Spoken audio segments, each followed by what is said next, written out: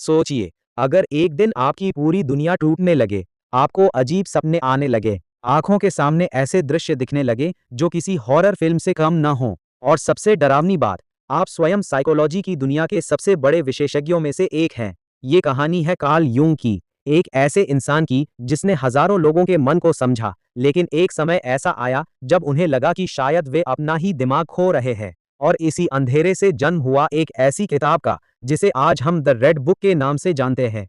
Jung का सफल जीवन सन 1913 के आसपास। कार्ल यूंग की जिंदगी बाहर से देखने पर बिल्कुल परफेक्ट लगती थी। वे एक सफल साइकियाट्रिस्ट थे। उनकी रिसर्च पूरी दुनिया में मशहूर हो रही थी, और सबसे बड़ी बात, वे उस समय के सबसे प्रसिद्ध मनोवैज्ञानिक सिगमंड फ्रायड के सबसे करीबी शिष्य माने जाते थे।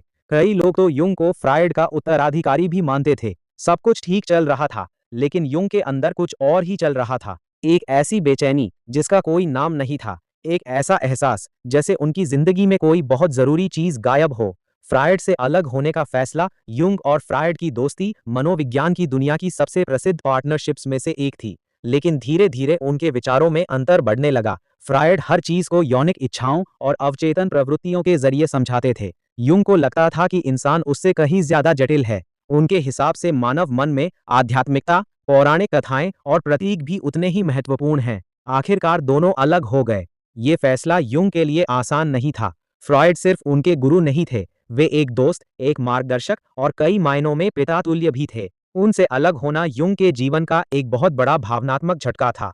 अंधेरा शुरू होता है। फ्रॉयड से अलग होने के कुछ ही समय बाद यूंग के साथ अजीब चीजें होने लगी। उन्हें लगने लगा कि उनके अंदर कुछ टूट रहा है। दिन भर काम करते वक्त भी उनका ध्यान भटकने लगा। रात को उन्हें अजीब सपने आने लगे, और कभी-कभी जागते हुए भी उन्हें विचित्र दृश्य दिखाई देने लगे। शुरुआत में यूंग ने सोचा कि शायद ये तनाव है, लेकिन बात इतनी सरल नहीं थी। ये विजन्स लगातार बढ़ते जा रहे थे, और हर विजन पिछले से ज्यादा परेशान करने वाला था। लाल बाढ़ से भरा यूरोप। एक दिन यूंग को एक भयानक विजन दिखाई दिया। उन्होंने देखा कि यूरोप के ऊपर एक भयंकर लाल बाढ़ आ गई है। पानी नहीं, गहरा लाल रंग का पानी। पूरा महाद्वीप इस लाल बाढ़ से भर गया था। लाखों लोग मर रहे थे, सब कुछ बर्बाद हो रहा था। ये दृश्य इतना वास्तविक था कि यूं कांप उठे। उन्हें समझ नहीं आ रहा था कि ये क्या है। क्या ये उनकी कल्पना थी या उनके मानसिक टूटने की शुरुआत। कुछ महीनों बाद सन 1914 में प्रथम विश्व युद्ध शुरू हो गया। यूरोप वाकई इस लाल बाढ़ से भर गया। यूंग इस संयोग से हिल गए। उन्हें लगने लगा कि उनके विजन्स का कोई गहरा मतलब है। क्या मैं पागल हो रहा हूँ? अब यूंग के सामने सबसे बड़ा सवाल था, क्या मैं पागल हो रहा हूँ? सोचिए, एक मनोचिकित्सक जो रोज दूसरों की मानसिक बीमारियों का अध्ययन करता है, उसे खुद लगने लगा कि शायद वो अपना नियंत्रण खो रहा है। ये कितना डरावना होता होगा। यूंग ने बाद में लिखा कि उस समय उन्हें लगता था कि वे दो दुनिया के बीच फंस गए हैं। एक तरफ वास्तविकता, दूसरी तरफ विजन्स और प्रतीकों की दुनिया, और दोनों धीरे धीरे एक दूसरे में घुल रही थी। भागने के बजाय सामना करना, यहीं पर यूंग ने एक ऐसा फैसला लिया जिसने इतिहास बदल दिया। ज्यादातर लोग ऐसे अनुभवों से भागने की कोशिश करते हैं, उन्हें नजरअंदाज करते हैं, दबा देते हैं। लेकिन यूंग ने उल्टा किया। उन्होंने तय किया कि वे इन विजन्स का सामना करेंगे। वे जानेंगे कि उनका अवचेतन मन उनसे क्या कहना चाहता है। ये बहुत जोखिम भरा था, क्योंकि कोई गारंटी नहीं थी कि वे वापस सामान्य अवस्था में लौट पाएंगे। लेकिन यूंग तैयार थे। एक खतरनाक प्रयोग। यूंग ने अपने ऊपर एक मनोवैज्ञानिक प्रयोग शुरू किया। वे रोज कुछ समय के लिए आंखें बंद करते और अपनी कल्पना को स्वतंत्र रूप से बहने देते। जो भी छवियां, पात्र या दृश्य सामने आते, वे उन्हें देखते, उनसे बात करते, उनके साथ अंतर्क्रिया करते। आज हम इसे एक्टिव इमेजिनेशन के नाम से जानते हैं, लेकिन उस समय यूंग एक अनजान क्षेत्र में कदम रख रहे थे। ये विज्ञान और आध्यात्मिकता के बीच का एक अनोखा सफर था। रेड बुक की नींव। यूंग ने अपने हर विजन और अनुभव को लिखना शुरू किया। हर सपना, हर प्रतीक, हर बातचीत, हर भावना। धीरे धीरे ये नोट्स एक बड़ी संग्रह में बदलने लगे। बाद में उन्होंने इन सबको एक खूबसूरत लाल किताब में लिखा। इसी किताब को दुनिया आज द रेड बुक के नाम से जानती है। लेकिन उस समय यूंग नहीं जानते थे कि वे एक उत्कृष्ट कृति लिख रहे हैं। उन्हें सिर्फ इतना पता था कि वे अपनी आत्मा को समझने की कोशिश कर रहे हैं।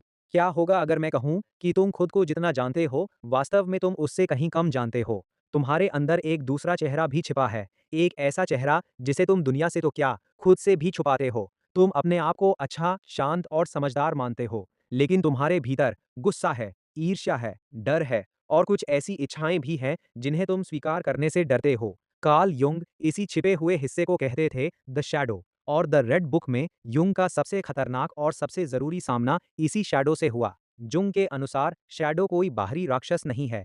द शैडो और द रेड बुक में युंग का सबसे खतरनाक और सबसे जरूरी सामना इसी शैडो से हुआ। युंग के अनुसार शैडो कोई बाहरी राक्षस नहीं है, ये हमारे व्यक्तित्व का वो हिस्सा है जिसे हम अस्वीकार कर देते हैं। बचपन से हमें सिखाया जाता है, अच्छे बनो, गुस्सा मत करो, कमजोर मत दिखाओ, स्वार्थी मत बनो। धीरे धीरे हम अपनी कई भावनाओं को दबाते जाते हैं, लेकिन वे गायब नहीं होती, वे हमारे अचेतन मन में चली जाती हैं और वही बनता है शैडो, वो सब कुछ जो हम हैं लेकिन बनना नहीं चाहते। जब युंग अपने अवचेतन की यात्रा पर थे, तब उन्हें एहसास हुआ कि उन्हें सिर्फ ज्ञान और प्रकाश की खोज नहीं करनी है, उन्हें अपने अंधेरे हिस्से का भी सामना करना होगा।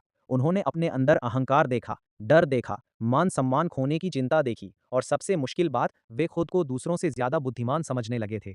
ये स्वीकार करना बहुत कठिन था, लेकिन युंग का मानना था, जो व्यक्ति अपने शैडो को नहीं पहचानता, वो कभी खुद को पूरी तरह नहीं समझ सकता। युंग ने एक बहुत महत्वपूर्ण बात कही, हम अक्सर अपना शैडो दूसरों पर प्रोजेक्ट कर देते हैं। उदाहरण के लिए, अगर कोई व्यक्ति हर समय दूसरों को घमंडी कहता रहता है, तो हो सकता है कि उसके अंदर भी घमंड छिपा हो। अगर कोई हर किसी से नफरत करता है, तो शायद उसके भीतर दबा हुआ गुस्सा हो। जो व्यक्ति हमें सबसे ज्यादा परेशान करता है, वो अक्सर हमारे शैडो का आईना होता है। जंग के अनुसार शैडो को दबाने से वो खत्म नहीं होता, बल्कि और भी शक्तिशाली और खतरनाक हो जाता है। दबा हुआ गुस्सा अचानक विस्फोट बन सकता है। दबा हुआ डर हमें अंदर से कमजोर करता रहता है। दबी हुई ईर्ष्या रिश्तों को बर्बाद कर सकती है। शैडो अंधेरे कमरे में छिपा राक्षस नहीं है, वो तो पहले से ही हमारे अंदर है। फर्क सिर्फ इतना है कि हम उसे देखना नहीं चाहते। तो जंग का समाधान क्या था? शैडो को नष्ट मत करो, उसे पहचानो, उसे समझो और उसे अपने व्यक्तित्व का हिस्सा मान लो। क्योंकि जब हम अपने अंधेरे पक्ष को स्वीकार कर लेते हैं, तब वो हमें नियंत्रित करना बंद कर देता है। यही आत्मज्ञान और सच्चे विकास की शुरुआत है। इसलिए जंग बार बार कहते थे, जो व्यक्ति बाहर देखता है वो सपने देखता है, जो व्यक्ति अंदर देखता है वो जाग जाता है। कल्पना करो, एक दिन तुम जागो और तुम्हारी सारी पहचान छिन जाए। ना तुम्हारा नाम, ना तुम्हारी नौकरी, ना तुम्हारा सामाजिक दर्जा, न लोगों की राय। तो फिर तुम कौन हो? ये सवाल सुनने में सरल लगता है, लेकिन कार्ल युंग के अनुसार ज्यादातर लोग इसका जवाब नहीं दे पाते, क्योंकि वे पूरी जिंदगी उस व्यक्ति के रूप में जीते हैं जो वे वास्तव में हैं ही नहीं। युंग ने हमारे सामाजिक चेहरे को नाम दिया, पर्सोना। पर्सोना एक मुखौटा है। ये वो व्यक्तित्व है जिसे हम दुनिया को दिखाते हैं। कॉलेज में हम एक तरह से व्यवहार करते हैं, परिवार के सामने अलग, दोस्तों के सामने अलग, सोशल मीडिया पर अलग। पर्सोना बुरी चीज नहीं है, समाज में जीने के लिए इसकी जरूरत होती है, लेकिन समस्या तब शुरू होती है जब हम इस मुखौटे को ही अपनी असली पहचान समझने लगते हैं। द रेड बुक की यात्रा के दौरान जंग को एहसास हुआ कि उनका भी एक पर्सोना था। दुनिया उन्हें एक महान मनोवैज्ञानिक, विद्वान और वैज्ञानिक के रूप में देखती थी, लेकिन उनके भीतर एक और पूरी दुनिया थी, सपनों की दुनिया, प्रतीकों की दुनिया, रहस्यों की दुनिया। अगर वे सिर्फ प्रसिद्ध वैज्ञानिक बने रहते, तो शायद वे अपने असली स्वरूप को कभी नहीं जान पाते। यही जंग ने एक बहुत महत्वपूर्ण निष्कर्ष निकाला। इंसान का असली लक्ष्य सिर्फ सफल बनना नहीं है, इंसान का असली लक्ष्य है स्वयं को जानना। जंग के पूरे दर्शन का सबसे केंद्रित विचार था इंडिविडुएशन। ये वो प्रक्रिया है जिसमें इंसान अपने सभी हिस्सों को स्वीकार करता है, अपनी अच्छाइयों को, अपनी कमियों को, अपने शैडो को, अपने पर्सोना को, और धीरे धीरे अपने वास्तविक स्वरूप के करीब पहुंचता है। जंग का मानना था कि जीवन का असली उद्देश्य पैसा, प्रसिद्धि या शक्ति नहीं है, बल्कि अपने भीतर छिपे सच्चे व्यक्ति को खोज निकालना है। द रेड बुक के अंत तक जंग एक और गहरी अवधारणा तक पहुंचे, जिसे उन्होंने नाम दिया the self.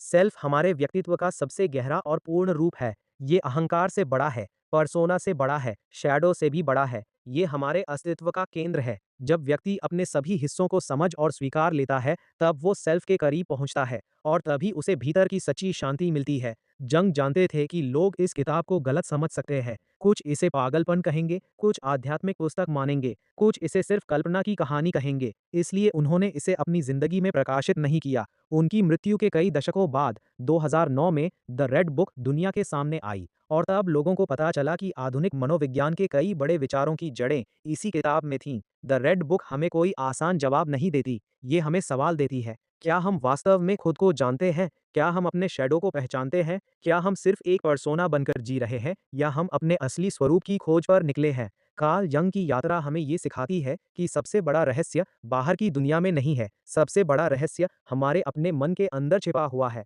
The red book सिर्फ एक किताब नहीं है, ये एक व्यक्ति की अपनी आत्मा की गहराइयों में उतरने की कहानी है, और शायद हम सबकी भी। धन्यवाद। मिलते हैं अगली रहस्यमयी किताब की यात्रा में।